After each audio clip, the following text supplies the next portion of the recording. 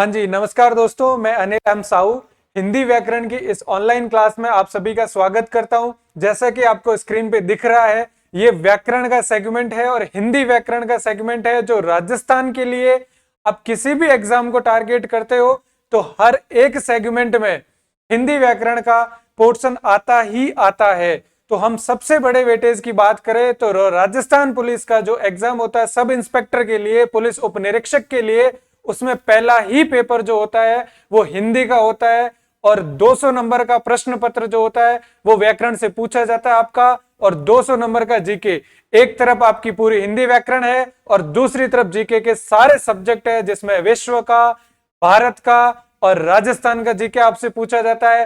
वही आप जाते हो मोटर व्हीकल एसआई के लिए, वही आप जाते हो प्लाटून कमांडर जो आरएसएसबी के द्वारा करवाया जा रहा है, नवंबर में आयोजित होगी परीक्षा उसकी।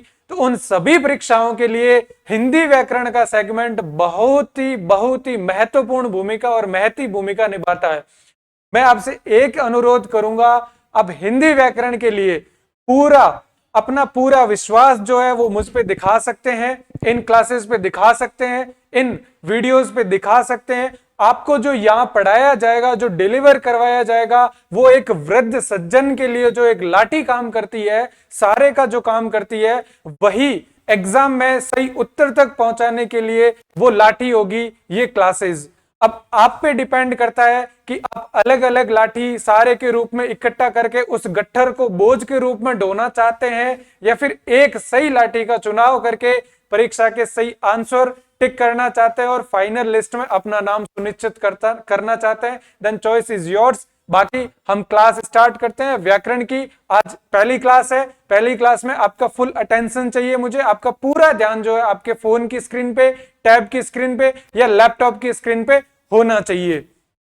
तो हम व्याकरण में जब सबसे पहले अपन देखते हैं तो व्याकरण शब्द, जब हम व्याकरण की बात ही कर रहे हैं तो व्याकरण शब्द आपसे जो सारी चीजें पूछी जा रही है वो पूछी हिंदी से जा रही है। तो अपने हिंदी के एक एक शब्द का विश्लेषण करेंगे अपन कि इस एक शब्द को कहां तक ले जा सकते हैं हम, जब हम बात करते हैं हिंदी में व्याकरण की। और एक चीज और बता दूं, आपके जो पीपीटी बनवाई गई है, ये पीपीटी बहुत ही मन लगा के और बहुत ही दिल से बनाई गई है, जिसके जो नोट्स है, जो कलर कॉम्बिनेशन है, वो चीजें एज इट इज फोटो की भांति, जैसे किसी एक शख्स की शक्ल आपके दिमाग में जद्दोजहद में बस जाती है, उसी की तरह से ये पीपीटी के जो कंटेंट है, ये चीजें आपके दिमाग में बस जानी चाहिए इसी क्लास के साथ में। और ये बस जाएगी, ये भरोसा आपको मुझ पे करना होगा और ये भरोसा दिला भी दूंगा मैं इस क्लास के साथ साथ। जब हम व्याकरण की बात करते हैं तो व्याकरण शब्द है, जब इसका हम विश्लेषण करते हैं व्याकरण शब्द का, तो व्याकरण में वी उपसर्ग लग रखा है। व्याकरण में कौन सा उपसर्ग लग रखा है? व्याकरण में वी उपसर्ग लग रखा है, जिसको यहाँ बहुत ही तरीके से अलग कर लिया गया है। और उसके बाद में आ उपसर्ग भी इसमें है। आपसे पहला ही प्रश्न पूछ लिया जाए, अगर इंटरव्यू में ही आप व्याकरण का पेपर दे के आए हो, व्याकरण पढ़ के आए हो, बताइए व्याकरण में उपसर्ग कितने हैं, क्योंकि उपसर्ग आपके पाठ्यक्रम का हिस्सा है। जब बात करते हो यहाँ पे व्याकरण में वी उपसर्ग निकालते हो आप यण संधि के माध्यम से। कौन सी संधि? यण संधि के माध्यम से आप निकालते हो। आपको आने वाली क्लासेस में और अच्छे से समझ में आएगा कि ये यण संधि क्या है और संधि क्या है। और यण संधि स्वर संधि का एक प्रकार है। यण संधि क्या है? स्वर संधि का एक प्रकार है। तो यहां से हमने उपसर्ग निकाले, व्याकरण में वी और आ दो उपसर्ग लगे हुए हैं। अब यहां से हम बात करते हैं व्याकरण की सबसे बेसिक चीज होती है जिससे आपने शुरुआत की थी अपनी शिक्षा की, जिससे आपने शुरुआत की थी अपनी शिक्षा की, वो है वर्णमाला। वो क्या है? वर्णमाला। और वर्णों के योग से, वर्णों के सार्थक योग से, सार्थक योग मतलब अर्थ, अर्थ के साथ में योग से जो शब्द बनता है, जो योग बनता है, उससे एक शब्द बनता है जिसका कोई अर्थ निकलता है, वो होता है शब्द। और शब्दों के योग से बनते हैं पद। शब्दों के योग से क्या बनते हैं? पद। और उसके बाद में बनता है अवतरण। अवतरण, अवतरण बोलते हैं पैसेज को। और पद क्या होते हैं? पद होते हैं विभक्ति युक्त शब्द। क्या होते हैं? विभक्ति युक्त शब्द। अब विभक्ति क्या होती है? कारक जिसको आप बोलते हो, क्या बोलते हो? कारक। वो क्या होती है? विभक्ति। विभक्ति के साथ में जो शब्द है वो बन गए पद, उसके बाद में आपका पैसेज बन जाता है, अवतरण बन जाता है। तो ये अपना व्याकरण का कर्म होता है। जब आप इधर आके देखते हो तो विभक्ति युक्त शब्द क्या है? ये आपका पद है जो है विभक्ति युक्त शब्द, और शब्द के साथ लगा हुआ प्रत्यय चिन्ह, शब्द के साथ लगा हुआ चिन्ह वो क्या काम करता है? क्रियापद से संबंध बताता है। क्रियापद से उस शब्द का क्या बताता है? संबंध बताता है। ये आगे की चीजों में आपके बहुत ज्यादा चीजें क्लियर होती जाएगी धीरे धीरे धीरे धीरे। अब जब हम बात करते हैं व्याकरण की, हम बात करते हैं व्याकरण की, तो व्याकरण क्या है? भाषा को शुद्ध लिखने के नियमों का संकलन। जब अपने यहाँ बच्चा पैदा होता है तो हिंदी, मारवाड़ी, राजस्थानी सारी चीजें सीख लेता है बिना किसी व्याकरण के बोध के, बिना किसी व्याकरण के बोध के। तो इसका मतलब स्पष्ट हो जाता है कि अपने को बोलने के लिए, सुनने के लिए व्याकरण का बोध हो या ना हो आवश्यक नहीं है। लेकिन जब आप लिखने की बात करते हो और वो भी शुद्ध लिखने की बात करते हो, तब आपको व्याकरण का बोध होना आवश्यक हो जाता है, और उसी बोध की हम चर्चा कर रहे हैं। तो भाषा को शुद्ध लिखने के नियमों का संकलन, तो इसमें क्या है? भाषा को कैसे शुद्ध लिख सकते हैं हम, कैसे हम संधि करते हैं तब शब्द कैसे बनता है, उपसर्ग के वक्त कैसे बनता है, प्रत्यय के वक्त कैसे बनता है, तो ये सारी चीजें किसमें सिखाई जाती है? व्याकरण में। और इसको हम बहुत ही सारगर्भित तरीके से सीखते हुए आगे बढ़ेंगे। अब हम बात करते हैं आगे वर्णमाला की। तो हम वर्णमाला में जैसे ही बात करते हैं तो आपने सबसे पहले बात करी होगी स्वर की। आपने सबसे पहले किसकी बात करी होगी? स्वर की। स्वर के बाद में आपको सिखाया गया होगा व्यंजन। आपको क्या सिखाया गया होगा? व्यंजन।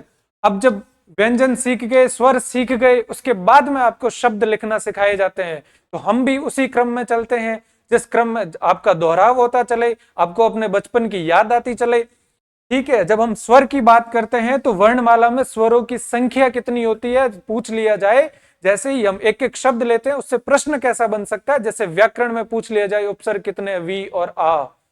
कितने? 2 उपसर्ग है, वी और आ।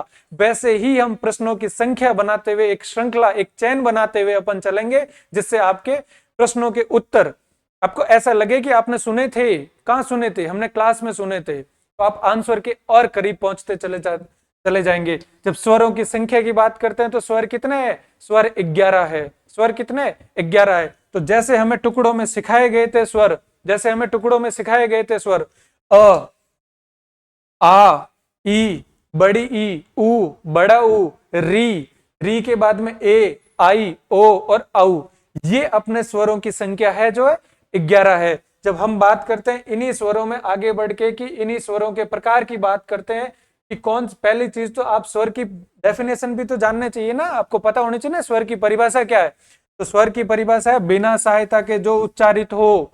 लंबी चौड़ी परिभाषा में, लंबे चौड़े ग्रंथों में उलझने की बजाय आपको सटीक परिभाषा पे जाना है। स्वर का मतलब बिना सहायता के जो उच्चारित किए जाते हैं। सहायता किसकी लेनी पड़ेगी और किस वक्त लेनी पड़ेगी? वो व्यंजन को लेनी पड़ेगी। जब व्यंजन का आप उच्चारण करते हो तब आपको स्वर की सहायता लेनी पड़ती है। लेकिन यहाँ पे हम बात करते हैं भाषा की सबसे लघुतम इकाई की, भाषा की सबसे लघुतम इकाई की, तो वो बिना किसी की सहायता के उच्चारित किया जाता है। तो आप भी इतने सक्षम हो जाएंगे व्याकरण के संदर्भ में, चीजें जब पढ़ेंगे तो आप इतने सक्षम हो जाएंगे कि आपको किसी की भी सहायता की आवश्यकता नहीं पड़ेगी। आप भी स्वर की भांति स्व उच्चारित होंगे। ठीक है, हम बात करते हैं अ की, तो अ क्या है? मूल स्वर है। हम बात करते हैं ई की, ई क्या है? मूल स्वर है। जब हम बात करते हैं ऊ की, तो ऊ क्या है? ऊ भी मूल स्वर है। जब हम बात करते हैं री की, तो री क्या है? री भी मूल स्वर है। जब आपसे पूछ लिया जाए प्रश्न के रूप में तो हिंदी व्याकरण में मूल स्वरों की संख्या कितनी है, तो आपका लपाक से आंसर आना चाहिए कि हिंदी में मूल स्वरों की संख्या कितनी है? 4 है। कौन सा? अ, ई, उ और री। ये क्या है? ये हिंदी के मूल स्वर है। आगे हम विभाजन को और डिटेल में पढ़ेंगे। अब यही मूल स्वर बड़े होते हैं, जब विस्तृत होते हैं तब किसका रूप लेते हैं? आ में तब्दील होता है, ई बड़ी ई में तब्दील होती है और ऊ बड़े ऊ में तब्दील होता है। तब इनको हम क्या कहते हैं? इनको हम दीर्घ स्वर कहते हैं। इनको क्या कहते हैं? दीर्घ स्वर। अब आपके दिमाग में प्रश्न आना चाहिए कि री का भी तो दीर्घ रूप होता है। तो दोस्तों री का दीर्घ रूप चलता है, लेकिन वो संस्कृत की व्याकरण में चलता है। हिंदी की व्याकरण में आपसे प्रश्न पूछा जाता है, इसी के साथ में प्रश्न खड़ा हो जाता है कि हिंदी के वे कौन से मूल स्वर है, या फिर वह कौन सा मूल स्वर है जिसका दीर्घ रूप नहीं होता, तब आपका आंसर होगा री, क्योंकि री का हिंदी में कोई दीर्घ रूप नहीं होता। जब हम आगे चलते हैं तो हम देखते हैं कि ए आई और ओ औ ये कैसे बने, ये कैसे बने। तो चलिए अब चलते हैं हम स्वर भेद की ओर, कि स्वर के कितने भेद है, स्वर के कितने प्रकार है, किस किस हिसाब से स्वर बने हैं। तो हम भेद की चर्चा करते हैं। आगे देखिए आप, स्वर भेद के आधार, किस बेसिस पे, किस आधार पर आप भेद कर रहे हो। आप उनके बनने के आधार पर कर रहे हो, आप उनके उच्चारण के आधार पर कर रहे हो, आप अपने होठों के आधार पर कर रहे हो, आप अपनी जीभ की हलचल के आधार पर कर रहे हो, किस आधार पर कर रहे हो। तो वो आधारों की संख्या है 5। तो वो 5 आधार है। वो कितने आधार है? वो 5 आधार है। उन 5 आधारों की हम बात करते हैं। सबसे पहले हम रचना के आधार पर, रचना मतलब बने कैसे हैं ये स्वर, इस ब्रह्मांड में इन स्वरों का आगमन हुआ कैसे है आखिरकार। तो हम सबसे पहले बात करते हैं रचना के आधार पर में मूल स्वर, कि ये तो मूल में थे, ये तो जड़ में ही थे। कौन कौन से थे? अभी मैंने आपको बताया कि मूल स्वर में जब आप देखते हो अ, ई, उ और री, ये मूल स्वर है। और एकमात्र ऐसा मूल स्वर जिसका दीर्घ रूप नहीं होता, इसका दीर्घ रूप नहीं होता, बाकी सभी का दीर्घ रूप होता है। एक मूल स्वर, दूसरा यौगिक स्वर। यौगिक मतलब जो दो के जुड़ने से स्वर बने, जो दो के जुड़ने से स्वर बने। आपने भी देखा होगा, आपके साथ में या तो आपके स्वयं के जैसे लोग जुड़े होंगे या फिर आपसे विपरीत किस्म के लोग जुड़े होंगे। तो वैसे ही किसी स्वर के साथ समान स्वर जुड़ा है और किसी स्वर के साथ असमान, मतलब उसकी विपरीत का या उसके जैसा नहीं जुड़ा। जैसे अ के साथ अ जुड़ा तो आ बना, मतलब दीर्घ स्वर बना। ई के साथ ई जुड़ा तो बड़ी ई बनी, मतलब एक जैसे स्वर मिले तब जाके ये बने। अब हम बात करते हैं असमान की और समान की। तो जब समान और असमान की जब हम बात करते तब हम जाते हैं संयुक्त में। तो हम किसमें जाते हैं? यौगिक में। यौगिक मतलब जो योग से बने। यौगिक में जब हम बात करते हैं तो योग शब्द है और इसमें क्या लगा है? एक प्रत्यय लगा है। तब पहले पूरे वर्ण की मात्रा बढ़ गई और ये यौगिक और ये ई की मात्रा और ये क एज इट इज। तो यौगिक ऐसे बना है। बाकी प्रत्यय की क्लास में समझ में आएगा आपको और अच्छे से। जब हम यहां बढ़ते हैं तो हम बात करते हैं समान स्वरों की। जैसे कि मैंने अभी अभी बोला, समान स्वर जब जुड़ते हैं तब जैसे दीर्घ बनता है। समान स्वर जब जुड़ते हैं तब क्या बनता है? समान स्वर जब जुड़ते हैं तब ये बनते हैं समान स्वरों में। इनका ही होगा जो यहाँ पीपीटी में शो नहीं हो रहा आपको। समान स्वर जब जुड़ते हैं तब ये बनता है अ का आ, और ई का बड़ी ई, और ऊ का बड़ा ऊ। और री एक ऐसा है जिसका दीर्घ रूप नहीं होता। तो हम जब समान बात करते हैं तो दीर्घ की बात करते हैं तो दीर्घ की संख्या कितनी है? आ, ई और ऊ। ये क्या है? ये दीर्घ है। जब हम बात करते हैं संयुक्त की, हम किसकी बात करते हैं? संयुक्त की। इधर असमान स्वरों में जाते हैं तब हम इधर समान स्वर, संयुक्त स्वर में 4 होते हैं। 4 में ए, आई, ओ और आउ। अब हम इधर बात करें तो ये बने कैसे? ए कैसे बना? जब आप अ या फिर आ इसको पकड़ते हो और इसमें ऐड करते हो क्या? ई या फिर बड़ी ई, तब किसका जन्म होता है? तब जन्म होता है ए का। तब किसका? ए का। और इसी ए में आप वापस ऐड करते हो अ या फिर आ, तब जन्म होता है आई का। किसका? आई का। जब यहां इस प्रकार से ये सब स्वर का जन्म होता है। फिर हम चलते हैं आगे कि ये ओ कैसे बना। अब पीछे बचा क्या? पीछे कौन से स्वर बच रहे हैं? अ आ तो मिलाना ही है हमें, अ आ तो मिलाना ही है। जब इस अ आ में आप मिलाते हो किसको? ऊ या फिर बड़े ऊ को, ऊ या फिर बड़े ऊ को, जब इनको आप मिलाते हो तब निर्माण होता है ओ का। और वैसे ही प्रक्रिया होती है आगे, जैसी हमने ए से आई बनाने में की। इसमें आप मिलाते हो अ या फिर आ, तब बनता है आऊ। क्या बनता है? आऊ। तो ये इस प्रकार से इनका निर्माण होता है। अब यहां से हम आगे की ओर प्रस्थान करते हैं। आगे की ओर जब हम चलते हैं तब हम पाते हैं उच्चारण स्थान के आधार पर। जैसे हम मैं बोल रहा हूं, मतलब मैं इन शब्दों का क्या कर रहा हूं? उच्चारण कर रहा हूं। अब उच्चारण स्थान कौन सा है उसके आधार पर, या तो मैं कैसे बोल रहा हूं? कंठ से। या मैं तालू से, या मैं मुर्दा से, मैं कैसे बोल रहा हूं, मेरी जीभ कहाँ कहाँ टच हो रही है, तो उसके आधार पर इनका वर्गीकरण किया गया, उसको कहते हैं उच्चारण स्थान के आधार पर। कितने प्रकार के हैं? उच्चारण स्थान के आधार पर 3 प्रकार के स्वर है। सबसे पहला कंठीय, जैसे आप बोलते हो आ, गले पे हाथ रखिए और उच्चारण करिए, इनका महसूस करिए कि आपकी आवाज गले से निकल रही है, और आ। जैसे ही आप आगे बढ़ते हैं, ई और ई, तो तालु की और आपकी आवाज का उच्चारण होना शुरू होता है। फिर आप आगे बढ़ते हैं, तब आप बात करते हैं ओष्ठ की। ओष्ठ मतलब होठ, ओष्ठ मतलब होठ। ऊ, ऊ, आपके होठ वृत्ताकार रूप में बदलते हैं। आपके होठ किस में बदलते हैं? वृत्ताकार में तब्दील होते हैं। जैसे ही ऊ ऊ बोलते हैं, मतलब यहाँ उच्चारण स्थान आपके होठ है। ठीक है। अब हमने देखा कि स्वर कौन सा किससे बना है। जब अपने को पता है कि कंठ को हम ऐड करेंगे तालु में, तब हमें ए और आई मिलेगा। क्या मिलेगा? ए और आई मिलेगा। क्योंकि हमने आ को ऐड करा था ई और ई में, तभी हमें मिला था ए और आई। तो जैसे ही आपसे पूछे कंठ तालव्य कौन से है, तो कंठ तालव्य की जैसे बात होती है तो वो है ए और आई। अब हम आगे बढ़ते हैं। जैसे ही हम कंठ को और ओष्ठ को, मतलब होठों को मिलाते हैं, कंठ और होठ, मतलब जैसे अभी हमने बात की थी और आ में ऊ या ऊ जोड़ोगे तब बनता है ओ। क्या बनता है? ओ। जब आपको पता है कि आप कंठ को और ओष्ठ को जोड़ोगे तब आपको क्या मिलेगा? आपको कंठ ओष्ठीय मिलेगा। आपको क्या मिलेगा? आपको मिलेगा कंठ ओष्ठीय, ओ और आऊ। अब आप में से कोई पूछना चाहेगा कि सर री किधर जाएगा?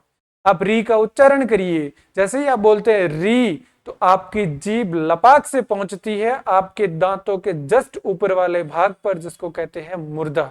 जिसको कहते हैं मुर्दा। तो री कौन सी ध्वनि है? री मूर्धन्य ध्वनि है। री कौन सी ध्वनि है? री मूर्धन्य ध्वनि है। अब हम आगे बढ़ते हैं तीसरे टाइप पे। क्यों? क्योंकि 5 आधार है। अब हम 2 आधार ले चुके हैं, एक तो रचना और दूसरा उच्चारण। अब चलते हैं तीसरे आधार की ओर। जब हम तीसरे की ओर चलते हैं तो हम पाते हैं जीभ को, जिसको कोई नियंत्रित कर पाया नहीं है। जीभ में हम जैसे ही उच्चारण की बात करते हैं, हम बोलते हैं आ। आपकी जीभ बीच में ही रहती है। आपकी जीभ कहाँ रहती है? बीच में ही रहती है। क्योंकि आ तभी निकलता है जब मार पड़ती है, और मार बढ़िया वाली जब पड़ती है तब आ ही निकलता है। बीच कहाँ, जीभ कहाँ रहती है? बीच में रहती है। ठीक है। क्योंकि आगे पीछे हुई तो कटने का चांस रहता है, दांतों के तले आने का चांस रहता है। तब हम बात करते हैं और आ की, तो ये क्या है? ये मध्य स्वर है। वही हम बढ़ते हैं आ के बाद में ई। तो जीभ किधर? ई बोल के देखो किधर आ रही है? आगे आ रही है। किधर आ रही है? आगे। तो अग्र स्वर ई और ए आई, आपकी जीभ आगे ही है। लेकिन वही आप बोलते हो ऊ ओ औ, आपकी जीभ पीछे चली जाती है। ये पश्च स्वर है। आपको यहां से बढ़ना है आ से ई, और फिर वापस आना है ऊ पे, फिर उसके बाद में ए आई, और फिर यहां से वापस जाना है ओ और आऊ पे। अगर आपने रचना के आधार पर इनका क्लासिफिकेशन ठीक से समझ लिया, याद कर लिया, तो फिर यहां भी ये चीजें आपकी मेमोरी में परमानेंट जगह बना लेगी। अब हम आगे बढ़ते हैं चौथे आधार की ओर। जब हम चौथे आधार की बात करते हैं तो वो मुंह खुलने और बंद होने के आधार पर, क्योंकि बोलना है तो मुंह खोल के बोलोगे या बंद करके बोलोगे? मुंह खोल के बोलोगे मेरे भाई। तो हम बात करते हैं आपके बचपन की। जब आपको दिखाने ले जाया जाता है चिकित्सक के पास में, डॉक्टर के पास में, तो बोलो आ करना बेटा, आ। तो हम इस आ से ही शुरुआत करते हैं। विव्रत, विव्रत का मतलब आ करते हो तो मुंह बंद होता है, खुला होता है। विव्रत का मतलब खुला। आ। तो आ क्या है? आ विवृत है। उसके बाद में अर्धविवृत। आ और अ बोलते मुंह वापस बंद हो जाता है। अ बोलते वापस मुंह बंद हो जाता है। मतलब ये होता है। अब ई बोलते हो मुंह आपका लगभग बंद होता है। यहां बात करते हो खुले की, यहां बात किसकी करते हो? खुले की। यहां बात करते हो आप बंद की, यहां बात करते हो आप आधे खुले की, और यहां बात करते हो आप आधे बंद की। यहां किसकी बात करते हो? आधे बंद की। और यहां किसकी बात करते हो? आधे खुले की। विवृत का मतलब खुला, आ, ओ, आधा बंद। फिर हम बात करते हैं अ आ, फिर ई, तो ई मुंह बंद करके भी बोला जा सकता है कि हाँ बोला जा सकता है, तो ई बोलना ट्राई करो, एक बार ट्राई करने में क्या जा रहा है। तो ई, फिर ऊ, ये भी बोला जा रहा है, ठीक है। फिर पता चला कि अ इधर है, ए आई इधर है और ओ इधर है, तो आपको ध्यान रखना है आऊ का और ओ का। ओ इधर है, आऊ इधर है, और ए इधर है, आई इधर है। क्यों? क्योंकि हम पीछे से इनका क्लासिफिकेशन वैसे ही देखते हैं, तो यहां आपकी गलती होने के चांसेस रहते हैं सबसे ज्यादा। इस चीज का आपको विशेष ध्यान रखना है। अब चलते हैं अगले बेसिस की ओर, अगले आधार की ओर। 4 हम देख चुके, 5वां कौन सा है? सोचिए। फोटो के आधार पर। किसके आधार पर? होठों के आधार पर। होठ के आधार पर 2 प्रकार होते हैं। क्या होते हैं? 2 प्रकार। 2 प्रकार कौन से? पहला वृत्ताकार।